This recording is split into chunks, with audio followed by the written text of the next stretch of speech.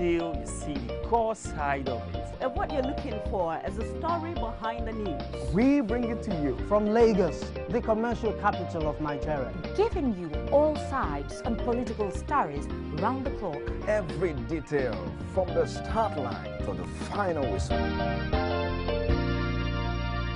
CoreTV News, expanding your view.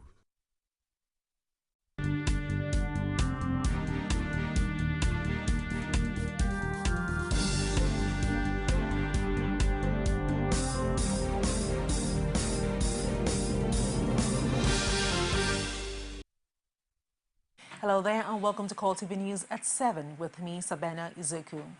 Acting Inspector General of Police Suleiman Abba has directed all police commands nationwide to provide watertight security before, during and after Eid-el-Kabir festivities. He also ordered all zonal assistant inspector general and commissioners of police in 36 states and the Federal Capital Territory to take steps to provide adequate security at all vulnerable points. The police helpsman specifically wants security beefed up at all places of worship, recreation center and other public places. The police have withdrawn the suit filed against journalists with the African Independent Television, Amechi Anakwe. He was to be charged for alleged defamation of character, but the police backed down, leaving an Abuja Chief Magistrate Court to strike it out. Anakwe was subsequently discharged. Assistant Inspector General of Police in charge of Zone 7, Joseph Imbu, had allegedly ordered the arrest and detention of Anakwe for describing him as a controversial on a TV program. He was released later on Thursday evening on bail, but was charged for alleged defamation. Nigerian military insists that the man who had been claiming to be Abubakar Shekau in recent Boko Haram videos was killed in Konduga. The defense headquarters said this is an immediate reaction to a new video released by the group to disprove Shekau's death. It added in a statement posted on its website that the resemblance of the corpse to the man in the videos was incontrovertible. The military added that his identity was also corroborated by people who knew him before it announced his death. On the new Boko Haram video, the military said there were no indications of when it was shot, and neither was any reference made to anything that happened since the imposter's death. It noted that it is still studying claims made in the video, but also reaffirmed that justice will be served to anyone bearing the name or designation of Abubakar Shekau.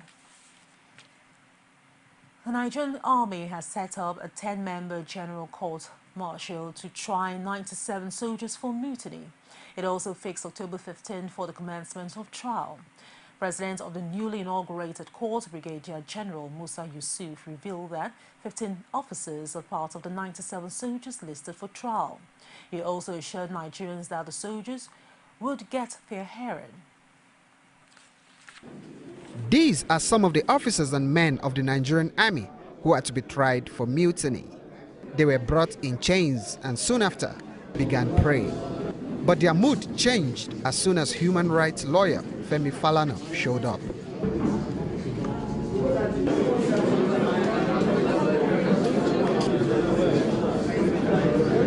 The soldiers are standing trial for offenses ranging from mutiny to assault and absence without leave.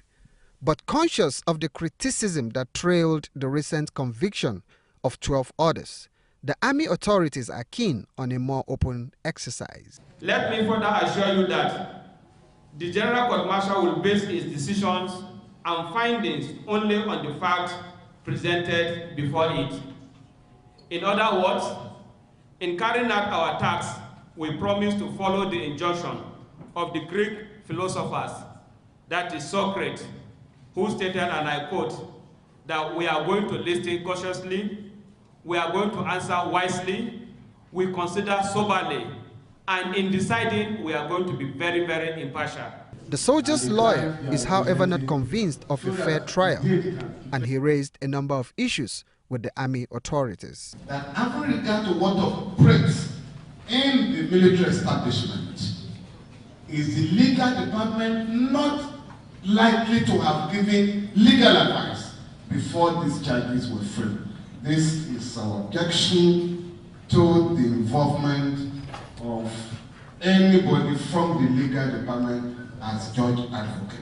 If the judge was a member of the board of inquiry relating to that case, these are the three issues.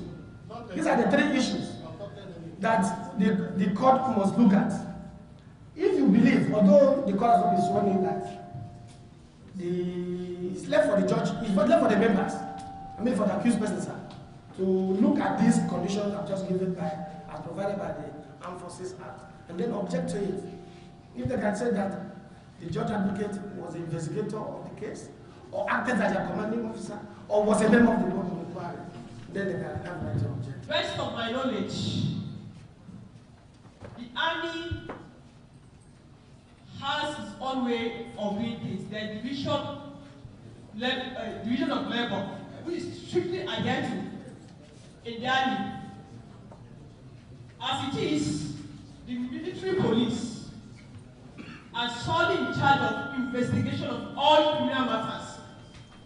And in that same military police, we have lawyers that give that legal advice in course of investigation of that matter. And after the inauguration, Falano explained the basis of his objection. What I'm saying is that inquiry includes giving advice, because it's the advice that led to the charge. But as I said, we'll look at that later. But for now, we don't want to detain ourselves. The trial of the 97 soldiers is to begin on October 15, but the accused persons will, according to the court, be allowed access to their lawyers and family members while in detention. Also, their salaries will not be stopped for as long as the court-martial continues its sitting. One of the presidential aspirants in the All Progressive Congress, Sam Inda Azaya, is not convinced that Jonathan's administration is doing enough to stop the lingering insurgency and corruption in the country. APC presidential hopeful has been speaking to CoreTV News in Abuja. Have a listen. What we have been doing so far is to react to Boko Haram, not to have, we don't have a strategy. They take up territory and go and try to take it back. And while we're going there, they're taking up another place. We don't have a strategy. We don't. We have allowed the thing to go. And even if you look, there's now a very funny argument happening between the authorities and the people that are actually doing the fighting. The people are saying that they're not even well fed, they are not well armed, and the government is saying, no, it's not true. What kind of argument is that one? How would you have handled it if you were to be the president? If I am a president, and I'm talking about big ideas, why do you think that I'm going to condone, or there will be this kind, there will even corruption? And let me tell you this: fighting corruption is not magic. If you punish those that are involved in corruption, and not to come and split hairs and try to define that there is a difference between stealing and corruption.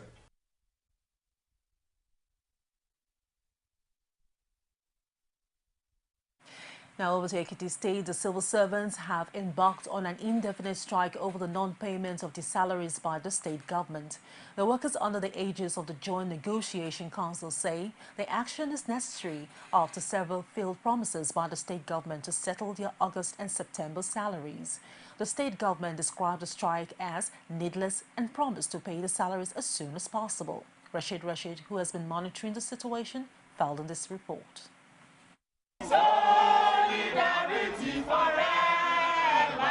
Ekiti State has been in the news recently for all the wrong reasons. The industrial action by civil servants over non-payment of August and September salaries is another which adds to the list. All ministries, agencies and departments were under lock and key as the executives of the Joint Negotiation Council ensured compliance by forcing unwilling civil servants out of their offices. The spokesperson for the NJC says the government has reneged on its promises to workers. Salaries of Ekiti State workers, civil servants, both in the public sector and the civil service, are not being paid. August, September, and we have deduction July, August, and September. And we've been patient for some time. We're expecting that the money will be paid, and it was not paid. And we're quite aware that the allocation for July, August, and September has been received by the state government.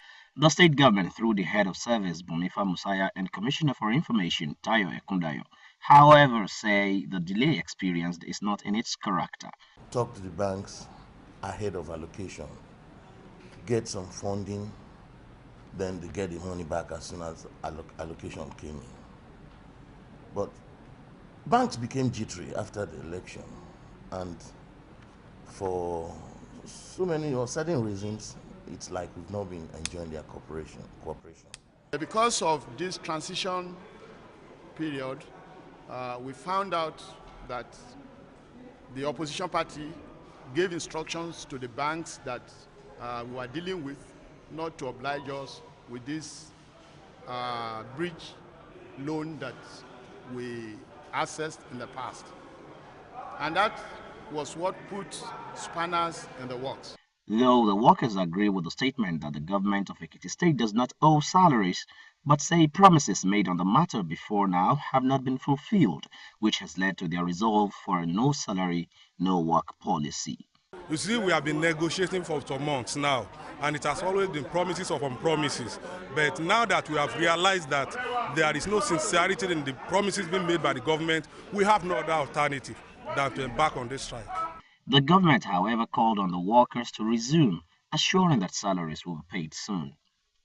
I've just left the governor's office now, and he has assured me, and at least workers should get their salaries before close of work today, based on the information we have. To appeal to the workers to go back to work and see whether we are not going to pay this salary as we have decided, and I know government is working seriously to make sure that as quickly as possible these salaries are paid. But time will tell if the issue will be resolved quickly so that workers can resume for duties. Rashid, CoreTV News, Ado Ekiti. And away from that, the onslaught on the judiciary in Ekiti State by the political class has been condemned by the Nigerian Bar Association Ikeja. Sheyi Adegoke reports is presented from our studio. Last week's violent assault on the Ekiti State Chief Judge and the state judiciary was received with shock across the country. Then followed the blame game as Governor Kade Fayemi and the state governor-elect Ayodele Fayose trade accusations for the better part of the week. The violence that followed also became a heated subject of debate outside Ekiti State. Chairman of Ikeja branch of the Nigerian Bar Association, Yinka Farombi, says the assault on the Ekiti Chief Judge and the state judiciary is an assault on the nation's democratic institutions. Specifically, like we did say, what we are interested in is to make sure that the temple of justice is not destroyed. Because if it is destroyed, it means we have to be ventilating our grievances through cudgels, through cutlasses, through guns, through clubs. And we don't want that, because that will not lead us to anywhere. It will lead us to perdition, it will lead us to destruction.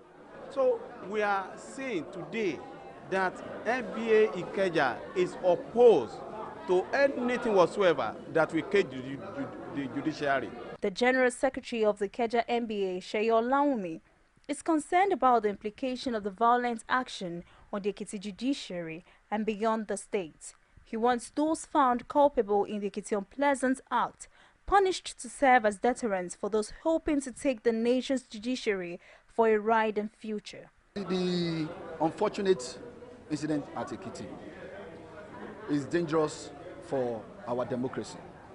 You see, you hear of the houses of assembly, of the House of Rep and the Senate fighting, but the judiciary, I mean, when thugs now invade courts and beat up judge,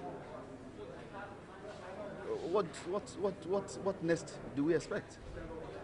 It's very dangerous for the Nigerian society. It's very dangerous for the democracy that we enjoy today. And if this matter is not given the attention that it deserves, it's going to be very unfortunate. The Ikeja NBA has for this reason called on the relevant authorities to deal decisively with everyone connected with the Ekiti melee. We'll take a short break, and when we return, CoreTV News I'll continue. Stay with us. Welcome you to From the Ivory Tower and happenings around the country. Varsity teachers get to air their views. students are actually not left out. We bring you intellectual ends on the events happening around you. It is dedicated to educating the populace with a spice of entertainment. From the Ivory Tower, Tuesdays, only on CoreTV News. Welcome back. Ondo State Governor Olusegun Mimiko has formally defected from the Labour Party to the People's Democratic Party in spite of his initial denial of the move. He made the formal declaration at an event presided over by Vice President Nabadi Sambo at the presidential villa in Abuja. The governor said his decision to return to the PDP was the fallout of the consultations he made with the major stakeholders in the state. Only a few weeks ago, he denied nursing any plan to defect to the PDP, but now he's back in the party fold. Governor Mimiko left the ruling party virtually unsung.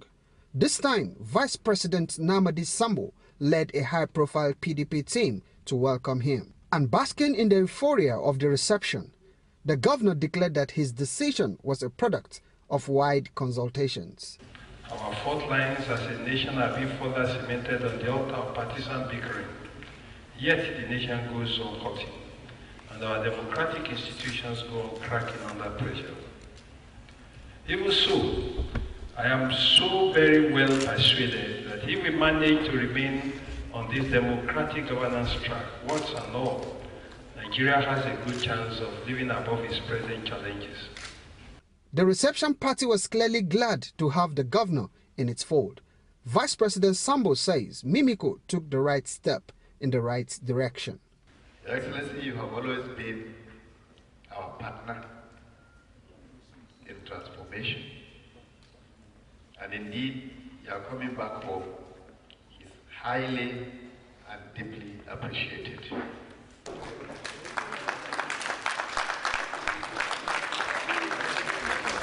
For the leadership of the party, the governor is only returning home. The fact that you have come back, there is no doubt at all that you are coming back to bring value and added advantage to whatever PDP in Ondo State has done up to this point in time.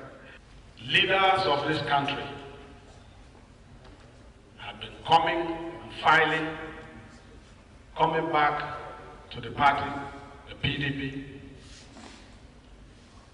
and I'm quite sure if they take the statistics, they will now know that the PDP is highly connected to the grassroots and PDP is working hard. Governor Mimiko had for about 7 years provided leadership and financial backing for the Labour Party. But now that he has returned to PDP, it remains to be seen how the party will fare in his absence. Pius Samuel, CoreTV News, Abuja. Former Vice President Atiku Abubakar has welcomed the decision of the former head of state, Muhammadu Buhari, to join the race for the presidential ticket of the All Progressive Congress.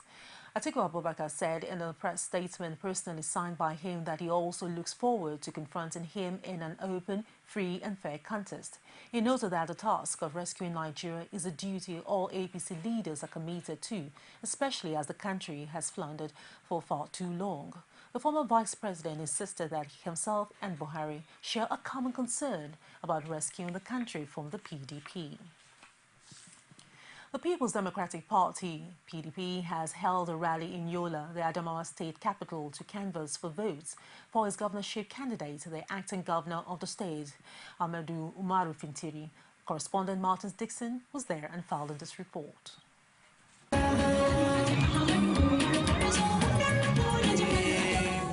The rally had in attendance youth, women and the elderly, who gathered to show their support for the PDP and its candidate, Amadou Umaru Fintiri.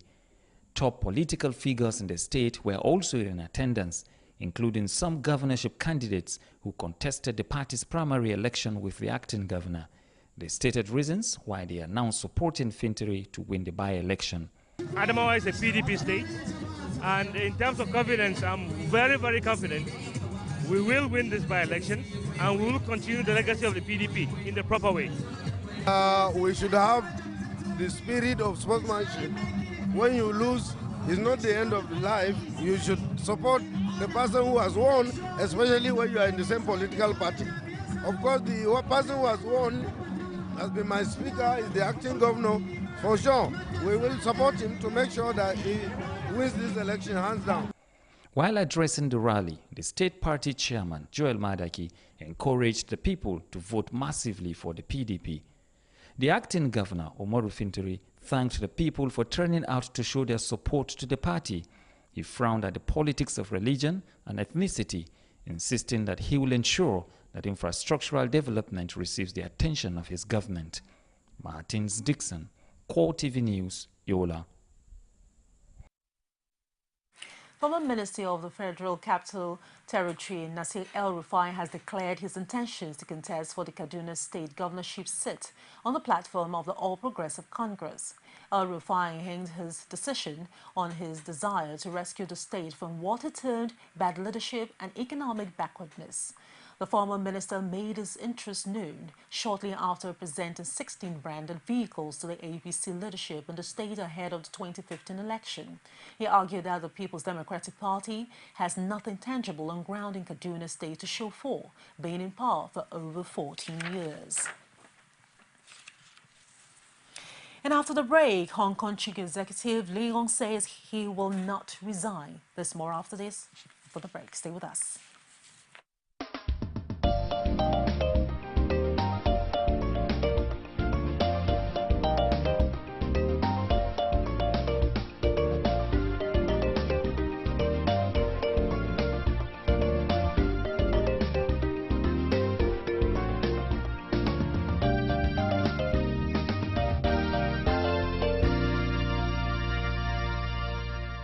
CoreTV News, expanding your view. Welcome back. Hong Kong's Chief Executive C.Y. Leong says he will not resign amid calls from pro-democracy protesters for him to step down. But he said his government was willing to hold talks with the protesters. The protesters are angry at China's plan to vet candidates for elections in 2017, as they say they want full democracy. They have surrounded two key government buildings in territory, but Leong warned them that they were breaking the law. At a news conference shortly before the protesters' midnight deadline for his resignation, Leong warned that the attempts to move on or occupy government buildings would have very serious consequences. He said the territory's top civil servant, Chief Secretary Carrie Lam, would open a dialogue with student leaders as soon as possible. And that wraps all the news at 7. Do keep a date with us on our 9:45 p.m. primetime news. I am Sabena Izoku, and thank you very much indeed for watching.